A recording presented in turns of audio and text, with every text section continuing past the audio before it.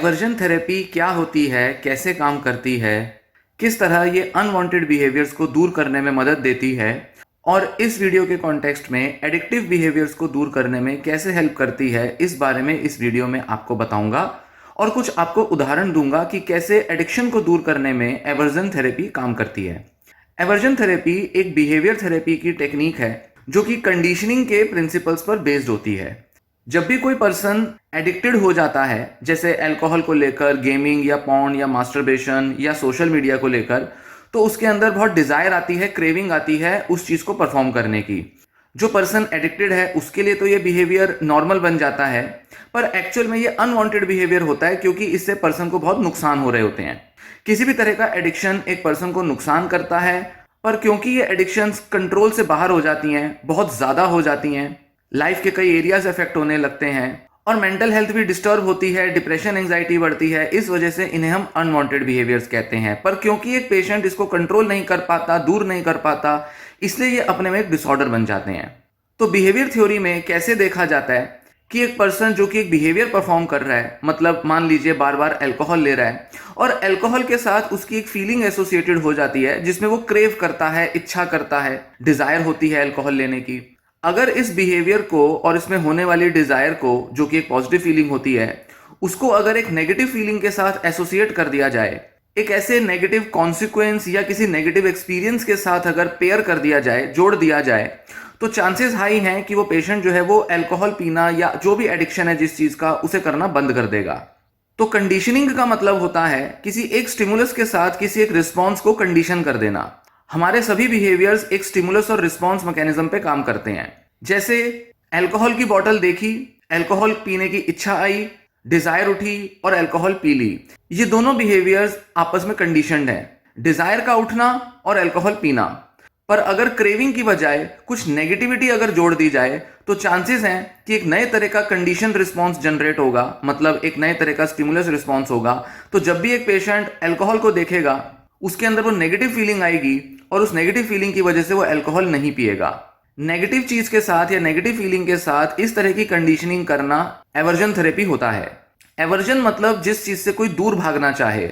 एवर्जिव stimulus, कोई ऐसी चीज जिससे एक पर्सन को पेन हो, परेशानी हो, दर्द हो, अनकंफर्टेबल हो, अनप्लेजेंट हो, दुख सा महसूस हो, पीड़ा महसूस हो। तो जब अल्कोहल के साथ या कोई भी जो एडिक्टिव सब्सटेंस है उसके साथ जब बहुत ज्यादा पीड़ा महसूस होगी और प्लेजर या क्रेविंग नहीं आएगी, तो धीरे धीरे अल्कोहल पीने के चांस कम हो जाएंगे। अब ये तो रहा बेसिक टेक्निक। ये जो एवर्जन थेरेपी की टेक्निक है ये कई सारे बिहेवियर्स में यूज की जा सकती है, स्पेशली जो कि एडिक्टिव बिहेवियर्स होते हैं, और इस वीडियो में मैं उसी की बात करूंगा। अब कुछ उदाहरण दूंगा। पहला उदाहरण है अल्कोहलिज्म का। कई दशकों से एवर्जन थेरेपी को अल्कोहलिज्म के ट्रीटमेंट में यूज किया जा रहा है। पेशेंट्स को एक उल्टी लाने वाली दवा दी जाती है जिसको एमेटिक ड्रग कहा जाता है। ये दवा पेशेंट के अंदर उल्टी सा महसूस कराती है, पेट में अनकंफर्टेबल महसूस करता है पेशेंट, और जब ये दवा दी जाती है तो उसके इमीडिएटली बाद उसको अल्कोहल दे दी जाती है। अल्कोहल पीने से उसको उल्टियां होती हैं, उसको परेशानी होती है, बीमार जैसा महसूस होता है। तो ऐसे में जब ये चीज बार बार की जाएगी तो पेशेंट को हमेशा ऐसा लगेगा कि अल्कोहल पीने से तो उसकी तबीयत खराब हो रही है, इस वजह से उसके अल्कोहल पीने की आदत कम हो जाती है। धीरे धीरे दवा का डोज बढ़ा के, जो कि एमेटिक ड्रग है, उसकी डोज को बढ़ाया जाता है और धीरे धीरे पेशेंट और भी ज्यादा अनकंफर्टेबल फील करने की वजह से अल्कोहल से दूर होने का सोचने लगता है। इसी तरह एक और दवा होती है डायसल्फिराम, जो कि एवर्जन थेरेपी के तौर पर काम करती है। यह दवा अल्कोहल के मेटाबॉलिज्म के साथ इंटरफेयर करती है। बॉडी में जाने के बाद अल्कोहल पहले एसिटाल्डिहाइड में ब्रेक होती है, फिर उसके बाद उससे विनेगर मतलब एसिटिक एसिड बनता है। डायसल्फिराम एसिटिक एसिड बनने की जो प्रक्रिया है उसको रोक देता है। इसकी वजह से बॉडी के अंदर बहुत सारा एसिटाल्डिहाइड जमा हो जाता है और ये एसिटाल्डिहाइड ही है जिसकी वजह से हैंगओवर जैसा महसूस होता है। पेशेंट को सर दर्द होना, मसल्स में पेन होना, लो एनर्जी महसूस होना, हार्ट रेट बढ़ जाना, पैल्पिटेशन आ जाना, थकान महसूस होना, नोजिया और वॉमिटिंग महसूस होना, इस तरह के सिम्टम्स एक्सपीरियंस में आते हैं। तो जब अल्कोहल पीने के साथ डायसल्फिराम ली जाएगी और डायसल्फिराम अल्कोहल के मेटाबॉलिज्म में इंटरफेयर करेगी, तो हर बार अल्कोहल पीने से पेशेंट को ये सारे अनकंफर्टेबल से सिम्टम्स आएंगे, जिसकी वजह से धीरे धीरे वो समझ जाएगा कि अब उसको अल्कोहल नहीं लेनी क्योंकि उससे उसकी तबीयत खराब होती है। अब नेक्स्ट उदाहरण लेंगे गैम्बलिंग एडिक्शन का, जुए की लत का। जुए की लत को हटाने के लिए एवर्जन थेरेपी में इलेक्ट्रिक शॉक को यूज किया जा सकता है। ध्यान दें कि एवर्जन थेरेपी को करने के कुछ 3-4 कॉमन मेथड्स होते हैं। 3-4 तरीके से एवर्जिव स्टिमुलस मतलब अनप्लेजेंट स्टिमुलस दिया जा सकता है। जो अल्कोहल के मामले में बताया उसमें तो एक दवा दी जाती है, वहीं कुछ ऐसे अनप्लेजेंट केमिकल्स को भी यूज किया जा सकता है, जैसे कि नेल बाइटिंग के मामले में नेल पॉलिश का जो केमिकल है वो यूज किया जा सकता है, जिससे बहुत ही कड़वा महसूस होता है और एक पर्सन जो है वो नेल बाइटिंग कम करता है। फिर इसी के साथ इलेक्ट्रिक शॉक भी यूज किए जाते हैं, जो कि एक बहुत कॉमन तरीका है। हालांकि आज ये बहुत ज्यादा यूज नहीं होता, पर एक समय में बहुत ज्यादा यूज किया जाता था।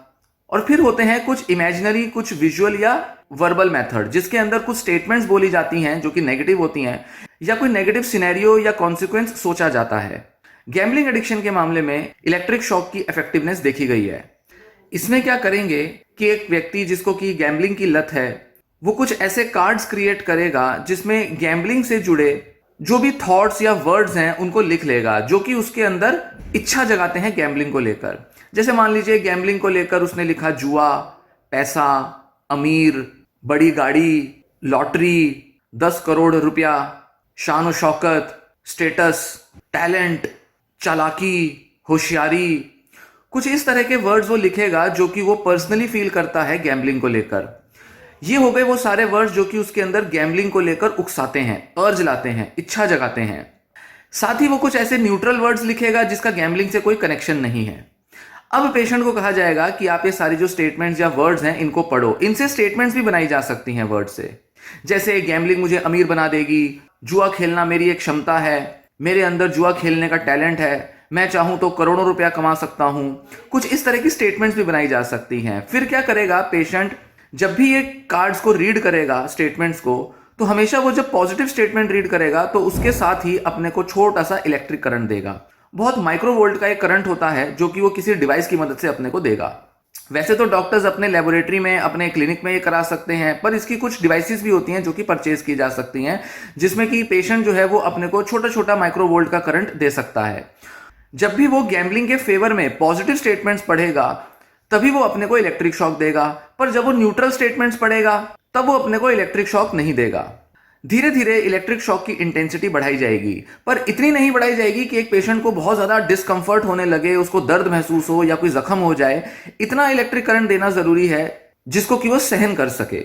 धीरे धीरे पेशेंट ऐसा पाएगा कि जब जब वो गैम्बलिंग के बारे में, वो वर्ड्स या वो थॉट्स के बारे में सोचता है या पढ़ता है, उसको बड़ा अनकंफर्टेबल महसूस होता है, बड़ी परेशानी सी महसूस होती है। उसको वो मजा, वो क्रेविंग, वो प्लेजर नहीं आता गैम्बलिंग की उन स्टेटमेंट्स को पढ़ने से जो कि उसे पहले आता था। ये एक दिन में नहीं होगा, इसको कई दिन लग सकते हैं, जिसमें कि एक पर्सन का जो दिमाग है वो नए तरीके से कंडीशन हो जाए, जिसमें कि गैम्बलिंग के बारे में सोचने भर से भी उसको परेशानी महसूस हो।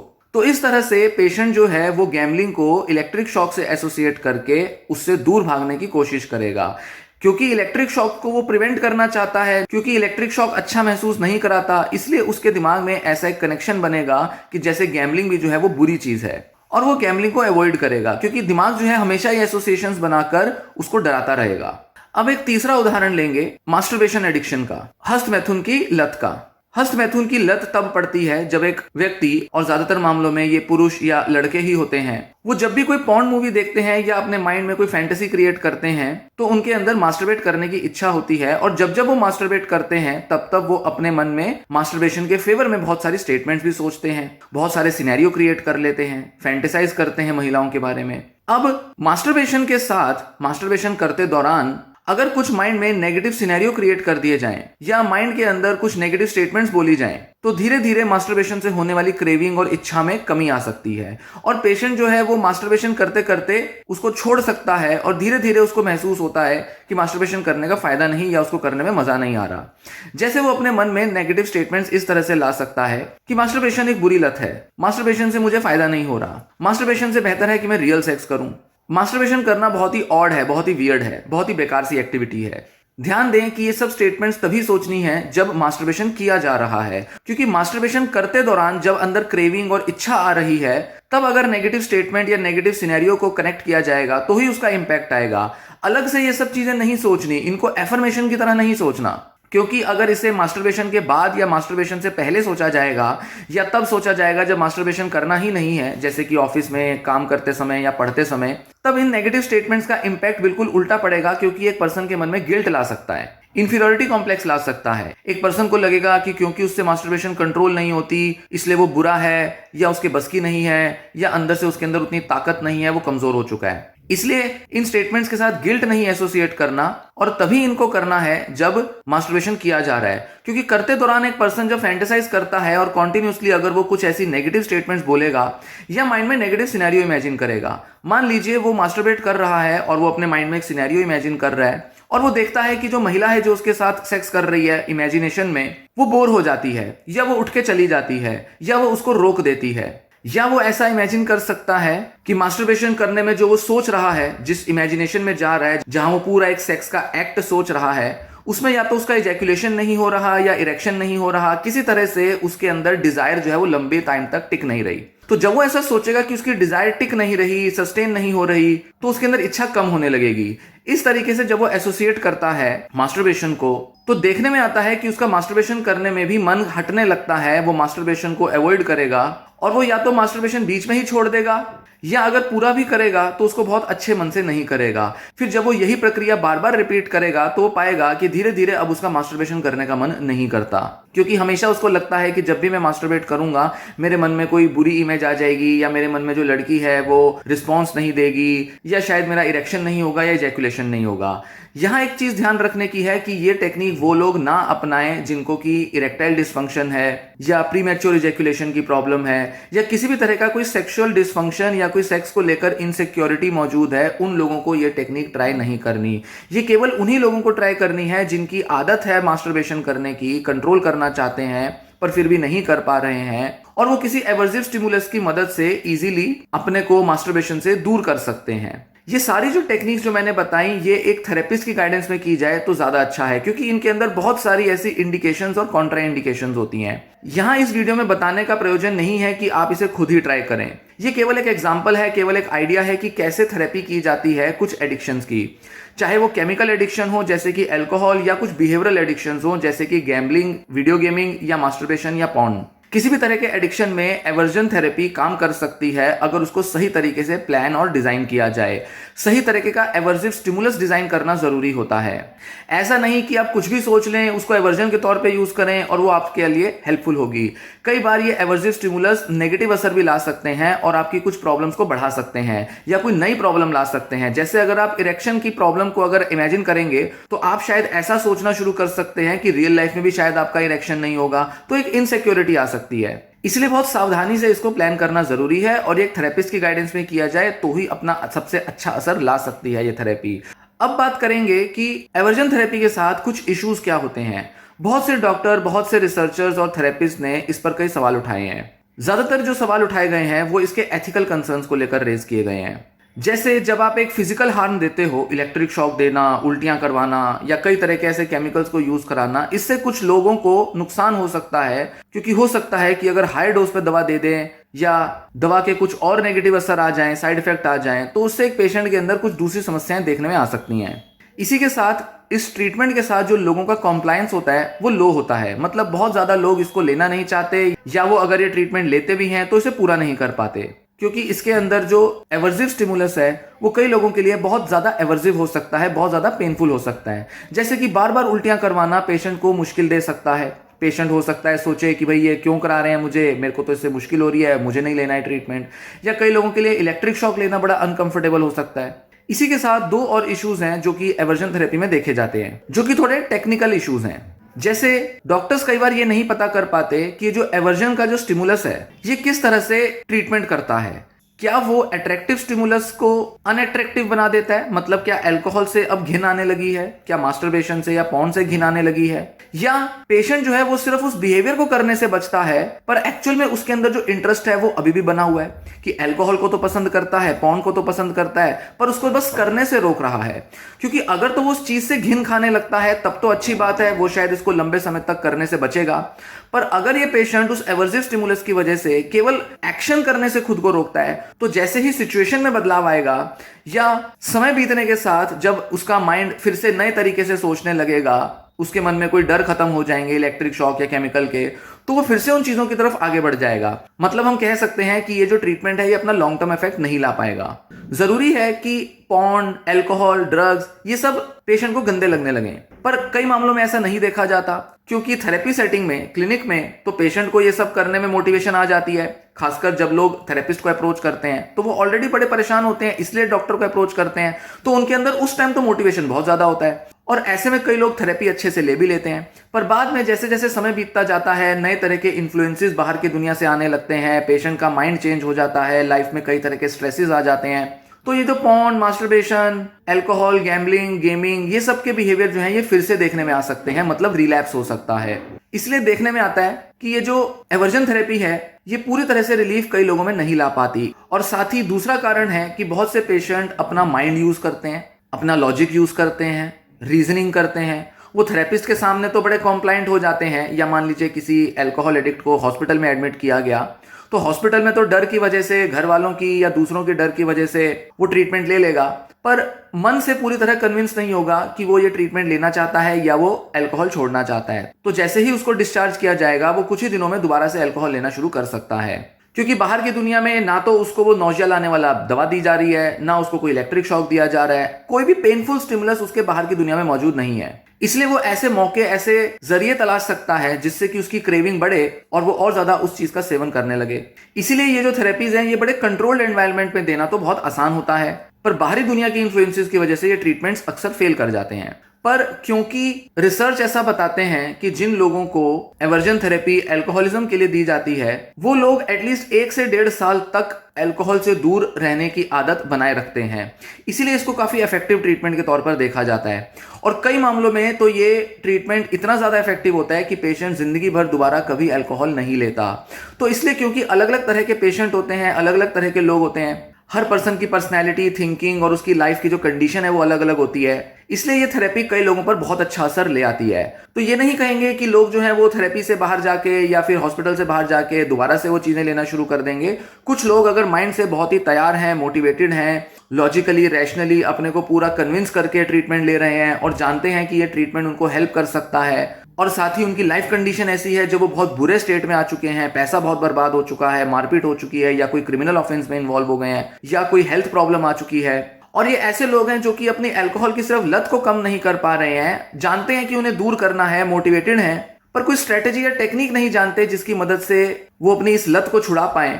चाहे वो पॉर्न एडिक्शन या मास्टरबेशन एडिक्शन के पेशेंट्स क्यों ना हो, वो जानते हैं कि उन्हें ये चीज छोड़नी है, अच्छी नहीं है, कई सालों से कर रहे हैं, पूरी तरह से मोटिवेटेड हैं इसको छोड़ने के लिए, पर फिर भी वो कोई टेक्निक नहीं समझ पा रहे कि कैसे इसको दूर किया जाए। इन लोगों को एवर्जन थेरेपी बहुत अच्छे से हेल्प कर सकती है। इसीलिए बहुत जरूरी होता है कि कोई भी थेरेपी से बेनिफिट लेने के लिए आप पूरी तरह से समझते हो कि वो थेरेपी कैसे काम करेगी, आप अपनी प्रॉब्लम को एक्चुअल में दूर करना चाहते हो, अंदर से होशियारी या स्मार्टनेस ना दिखाएं, जबरदस्ती रोकने की कोशिश कर रहे हैं, ऐसे ना करें, तभी जाकर ये एवर्जन थेरेपी या कोई भी दूसरी बिहेवियर टेक्निक काम करेगी। इसीलिए ये जो थेरेपी है ये दूसरे ट्रीटमेंट्स के साथ कॉम्बिनेशन में दी जाती है, जैसे कि कॉग्निटिव थेरेपी, मोटिवेशनल इंटरव्यूइंग और कुछ दवाओं के साथ दी जाती है, क्योंकि तब इसका अच्छा असर आता है। और एक ओवरऑल ट्रीटमेंट अप्रोच के साथ, एक होलिस्टिक अप्रोच के साथ अगर पेशेंट को ठीक किया जाए तो ही इसके अच्छे असर देखने में आते हैं। क्योंकि एक पर्सन को अपनी सोच को, अपनी थिंकिंग को, अपने बिलीव्स को बदलना भी जरूरी हो सकता है एक सक्सेसफुल ट्रीटमेंट लेने के लिए। बिहेवियर थेरेपी हर तरह के कारण को एड्रेस नहीं करती जो कि एडिक्शंस में देखे जाते हैं या किसी भी तरह के बैड हैबिट्स में देखे जाते हैं, जो जैसे कुछ अपने कॉग्निटिव बाइसेस हो सकते हैं, थिंकिंग एरर्स हो सकते हैं, एनवायरमेंटल स्टिमुलेशंस होती हैं। एनवायरमेंट को कंट्रोल अगर नहीं करेंगे तो किसी भी तरह की एडिक्शन को दूर नहीं कर सकते। पेशेंट की अपनी पर्सनैलिटी, कुछ दूसरे बायोलॉजिकल फैक्टर्स होते हैं, उसकी हिस्ट्री मैटर करती है, उसके रिलैप्स और उसके एपिसोड्स के इंटेंसिटी, सिवियरिटी मैटर करती है। तो कई सारे वजहों से कई बार ये थेरेपीज या तो काम नहीं करती, या अगर कंप्लीट मैनेजमेंट हो तो ही पेशेंट्स को बेस्ट से बेस्ट इलाज दिया जा सकता है।